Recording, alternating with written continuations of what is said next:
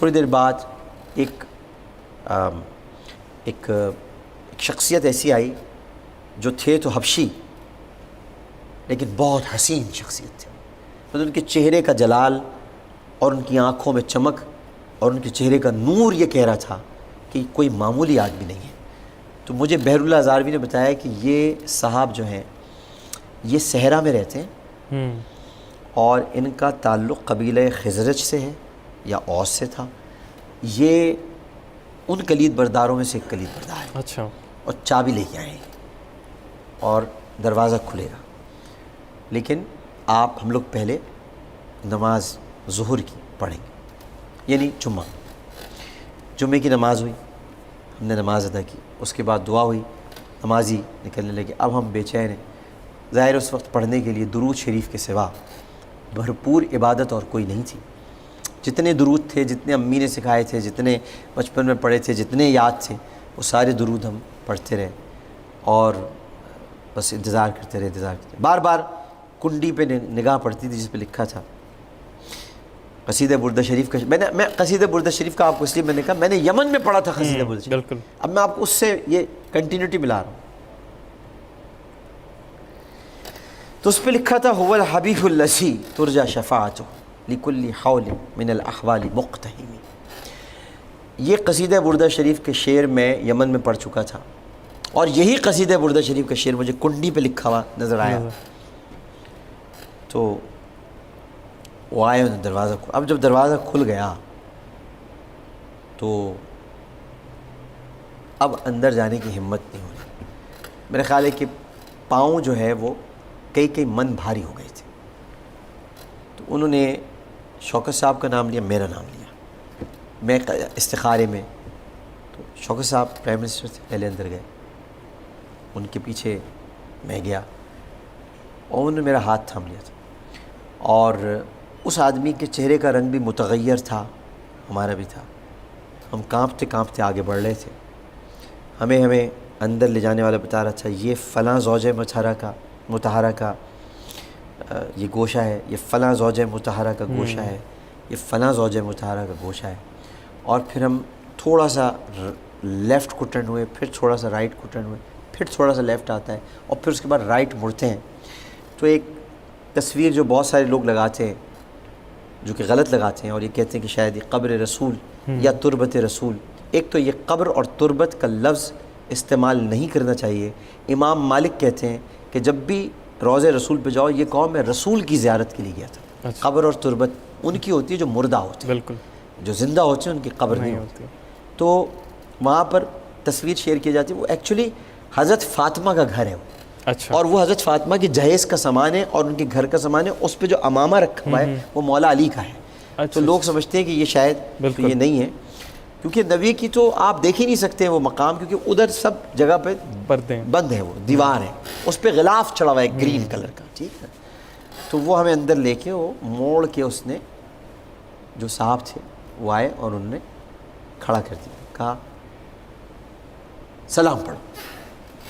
عربی مسئلے کا انہوں نے کہا سلام. اب ہم نے سلام پڑھنا شروع کیا. اب میں نے آہستہ آہستہ ایک نعت پڑھنی شروع کی، میٹھا میٹھا ہے میرے محمد کا نام.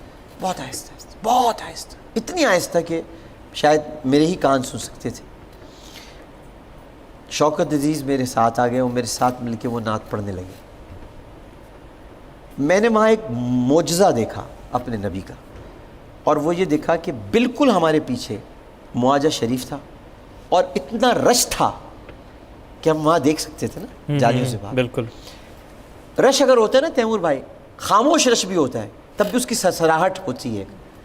میں قسم کھا کر کہتا ہوں اپنے رب کی عزت کی کہ وہ سرسراہٹ ہمیں اندر نہیں سنائی دے رہی تھی. سکون تھا اندر آ ہی نہیں رہی تھی آواز کہ باہر کچھ ہو. ایسا لگ رہا ہے کہ ٹی وی کی آواز کسی نے بند کی ہوئی اور باہر مجمع جا رہا ہے. بس یہ میں نے معجزہ دیکھا اور مجھے قرآن کی اس آیت پر واثق یقین ہوا، یا ایھا الذین آمنوا لا ترفعوا اصواتکم فوق صوت النبی، کہ اپنی آوازوں کو نبی کی آواز سے بلند مت کرو. تو وہ اللہ نے خود ہی انتظام کر رکھا ہے. اگر کسی کی ہو بھی جائے گی تو وہ نہ آئے گی نہیں اندر آواز، پہنچے گا بھی تو درود پہنچے گا. تو وہ ہم پڑھتے رہے اور بہت دیر تک پڑھتے رہے. اور پھر اس کے بعد وہاں پر ایک گوشہ ہے جو خالی تھا، اور میں نے چونکہ پڑھ رکھا تھا تو مجھے خالی گوشہ معلوم تھا کہ وہ خالی گوشہ نہیں ہے، یہاں حضرت عیسیٰ علیہ السلام کی قبر بنے گی. تو میں نے وہاں کھڑے ہو کے حضرت عیسیٰ علیہ السلام کی ممکنہ قبر کے سامنے یہ کہا کہ اے مسیح اللہ، آپ نے آنا ہے رسول کے امتی کی حیثیت سے. تو مجھے تبا بادشاہ یاد آ رہا ہے اس وقت. تبا یمن کا ایک بادشاہ تھا، اور اس نے گھر کی چابیاں اپنے غلام کو دے کر کہا تھا کہ میں نے محمد صلی اللہ علیہ وسلم کا زمانہ تو نہیں پایا، اور مجھے لگتا نہیں کہ میں ان کا زمانہ پاؤں، لیکن اگر وہ تمہیں یا تمہاری نسل میں کبھی آ جائیں تو ان سے کہنا کہ تبا بادشاہ نے اپنی طرف سے ایک گھر ان کو دیا ہے، تو وہ آئیں تو اسی میں قیام کریں. اور تبا بادشاہ کی نسل در نسل ہوتے ہوئے وہ گھر حضرت ابو ایوب انصاری کے پاس آیا تھا. تو رسول اللہ نے حضرت ابو ایوب انصاری کے گھر میں قیام نہیں کیا تھا، وہ ان کا اپنا گھر تھا جو تبا بادشاہ ان کو دے کے گیا تھا. تو یہ غلط ہے کہ وہ حضرت ابو ایوب انصاری کا گھر تھا، وہ رسول کا ہی گھر تھا. تو وہاں میں نے کہا کہ میں تبا بادشاہ کی طرح آپ سے ریکویسٹ کرتا ہوں، درخواست کرتا ہوں، میں نے آپ کا زمانہ نہیں پانا، لہٰذا میں چونکہ آپ کی اس ممکنہ مقام کو قبر سمجھتا ہوں، تو آپ میری اس رسول سے سفارش ضرور کر دیجیے گا، اور یہ سفارش کر دیجیے گا کہ میں بخش دیا جاؤں. یہ میں نے حضرت عیسیٰ کو مخاطب کر کے، پھر میں نے سیدنا فاروق اعظم اور سیدنا ابو بکر صدیق رضی اللہ تعالیٰ عنہ کو مخاطب کر کے، غلطیاں انسان سے ہوتی ہیں، میں نے کہا کہ فاروق اعظم یا حضرت ابو بکر سے اگر آپ کی شان میں کبھی مجھ سے کوئی غلطی گستاخی ہو تو آپ تو معاف کرنے والے لوگوں میں سے، تو مجھے ضرور معاف کر دیجیے گا، اور مجھے یقین ہے کہ آپ مجھے معاف کر دیں گے. تو ایک دل کو اس وقت اطمینان ہوا، اور ایسے آواز آئی کہ جاؤ، مجھے تمہیں معاف کیا، تم ہمارے اپنے ہو. تو ادھر سلام پیش کیا، پھر رسول اللہ کے پاس آ کے بہت دیر تک بہت سلام، بہت کافی روتا رہا میں بہت دیر تک. اب اس بات پر روتا رہا کہ مجھ میں ایسی کیا خاص بات ہے کہ میں اندر آ گیا، اس بات پہ میں بہت رویا.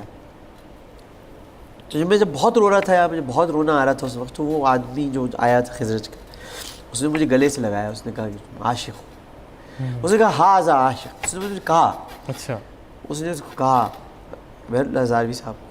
تو بہت دیر تک بس یہ رونا چلتا رہا. اس کے بعد پھر میں نے اپنے وہ جو کپڑے تھے نا اس میں نے لوٹ لگا لی اس میں. اچھا میں نے کہا اس کی ساری مٹی لگ جائے، کہ وہاں صفائی اس لیے نہیں ہوتی کہ وہاں صفائی کی ضرورت نہیں، وہ خود ہی صفائی رہتا ہے، فرشتے کرتے ہیں وہاں صفائی. تو وہ کپڑے، وہ موزے، کیونکہ میں ننگے پیر نہیں گیا تھا وہاں، اچھا میرے ہاتھ صرف ننگے تھے، باقی میں نے ہر چیز ڈھانکی ہوئی تھی اپنی. میں نہیں سمجھتا تھا میری کوئی اسکن اس قابل ہے کہ وہ اس جگہ جا سکے. تو وہ موزے، وہ کپڑے، وہ مٹی، وہ سب آج میرے پاس محفوظ ہے، رکھی ہے. میں نے وصیت بھی کی ہوئی ہے کہ میں جب مر جاؤں تو میرے کفن کے ساتھ یہ چیزیں رکھ دیں. اور بھی میرے پاس چیزیں ہیں، کچھ نبی کریم صاحب کی زلفیں ہیں، منہ مبارک ہے، تو یہ رکھ دیں میرے ساتھ.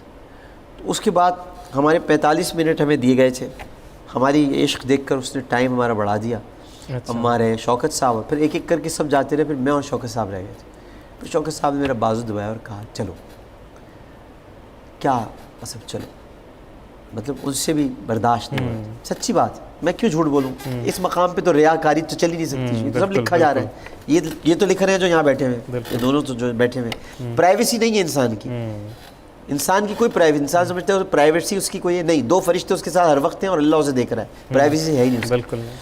تو انہوں نے میرا ہاتھ دبایا، نکلا، میں جا ہی نہیں رہا تھا باہر واپس. تو خیر میں نکلا باہر نکل کے میں تیمور بھائی گھنٹوں تک روتا رہا. پھر یہاں تک کہ عصر کی اذان ہو گئی. اور اس کے بعد پھر وہاں پر مسجد نبوی میں ہمیں چونکہ نکلنا تھا اور عصر کچھ دیر بعد کھڑی ہوتی ہے، تو انہوں نے ہم سے کہا کہ آپ میں کوئی ہے جو نماز قائم کرا دے. تو آپ لوگ، تو میں نے قصر، مطلب یہ عصر کی جو قصر ہے، ظاہر 4 رکعت ہوتی ہیں تو 2 رکعت، تو اس کی امامت میں نے وہاں کرائی تھی. مسجد نبوی میں میں نے نماز پڑھائی تھی. اس کے بعد ہم سب لوگ چلے گئے تھے. تو بس یہ ایک حضوری تھی، ایک حاضری تھی. اور مطلب یہ کہ یہ ایک ناقابل فرام، مطلب مجھے اب دنیا میں کوئی عہدہ یا کوئی مقام کی تمنا نہیں رہی. جب نبی نے اپنے گھر دیکھیں، نبی کعبے میں تو کعبہ اللہ کا گھر ہے. ایک بات یاد رکھیے گا، اللہ کا گھر پرائیویسی نہیں ہوتی. اللہ کا مطلب یہ ہے کہ وہ گناہگار کو بھی بلا کے توبہ کا دروازہ اس پہ کھول سکتا ہے، مشرک کو بھی بلا کے اس کو ایمان کی دولت سے مالا مال کر سکتا ہے، اور کسی کافر کو بھی بلا کے اللہ تعالیٰ اپنے دربار. لیکن رسول کا گھر پرائیویٹ جگہ ہے. نبی کا گھر وہ مقام ہے. کعبہ تو ناپاک تھا اس لحاظ سے، میں ناپاک نہیں کہہ رہا، ناپاک اس لحاظ سے وہاں بت تھے تو رسول نے سارے بت توڑ دیے. کعبے میں ابو جہل کے ناپاک قدم بھی گئے، ابو لہب کے ناپاک قدم بھی گئے، لیکن نبی کے گھر میں کبھی کسی ناپاک کے قدم ہی نہیں آئے ہی نہیں. تو یہ اس لحاظ سے افضل ہے. اور مدینہ اور مکے میں جب بھی افضلیت کی بات ہوتی تو ہمارے بزرگ کہتے ہیں نہ مکے کو فضیلت حاصل ہے نہ مدینے کو. فضیلت اسی مقام کو حاصل ہے جہاں رسول ہیں. بالکل صحیح. مکہ اس وقت افضل تھا جب رسول تھے، مدینہ اس وقت افضل تھا جب رسول ہیں، اور رسول جب تک مدینے میں ہیں مدینہ مکے سے افضل ہے. لا اقسم بہذا البلد انت حل بہذا البلد. اللہ تعالیٰ نے اس جگہ کی قسم کھائی ہے جہاں رسول چلا پھرتے، تو وہ مکے کی قسم کھائی.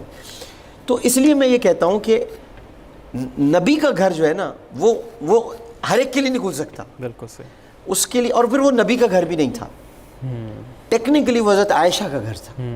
اور ام المومنین کا حجرہ، حضرت عائشہ کے حجرے میں آپ چلے جائیں، یعنی حضرت عائشہ کی جگہ پہ آپ چلے جائیں، مطلب حضرت عائشہ نے آپ کو بلا لیا. سبحان اللہ. مطلب آپ تھوڑی دیر کے سوچیں کہ مطلب حضرت عائشہ بلا رہی ہیں آپ کو، یعنی وہ عورت جس کا پردہ دنیا کا عظیم پردہ ہے، جو حجر اسود کو بوسہ اس لیے دینے نہیں جاتی کہ وہاں بہت رش ہے، جس کے لیے اللہ تعالیٰ نے 10 آیات برات نازل کی ہوں، اس کے حجرے میں آپ داخل ہو جائیں اور وہاں جا کر آپ صلاۃ والسلام. میرا خیال ہے یہ زندگی کا ایک ایسا واقعہ ہے جو کبھی میں شاید یہی میری شاید میرے گناہوں میں کمی کا سبب، میں بخشش کی تو بات نہیں کرتا کیونکہ اللہ تعالیٰ نے مومن کو امید اور خوف کے درمیان رہنے کو کہا ہے. تو میں یہ نہیں کہوں گا کبھی کہ میری بخشش ہو جائے گی، امید رکھوں گا کہ اللہ میری بخشش کر دے گا، اور خوف یہ رکھوں گا کہ اللہ تعالیٰ میری بخشش نہیں کرے گا. مجھے حضرت عمر فاروق کی راستے پہ چلنے میں بڑا مزہ آتا ہے کہ وہ کہتے تھے کہ میں ڈرتا ہوں اس شخص سے کہ جو آخر میں رہ جائے جہنم میں جانے سے، کہ کہیں وہ عمر نہ ہو. حالانکہ آپ تو اشر مبشرہ ہیں، آپ تو سب کچھ. تو بس یہ ایک واقعہ ہے، اس طرح سے یہ پیش آیا تھا. تو اسی خوبصورت نوٹ پہ اس پروگرام کا ہم اختتام کرتے ہیں. ڈاکٹر صاحب بہت شکریہ، آپ نے ہمارے لیے ٹائم نکالا، بہت شکریہ. بہت شکریہ. تو یہ تھے ڈاکٹر عامر لیاقت حسین. مجھے امید ہے آپ کو یہ شو بہت پسند آئے گا. اپنی فیڈ بیک ضرور دیجیے گا. مجھے اور میری یہاں سے ٹیم کو دیجیے اجازت. اللہ حافظ.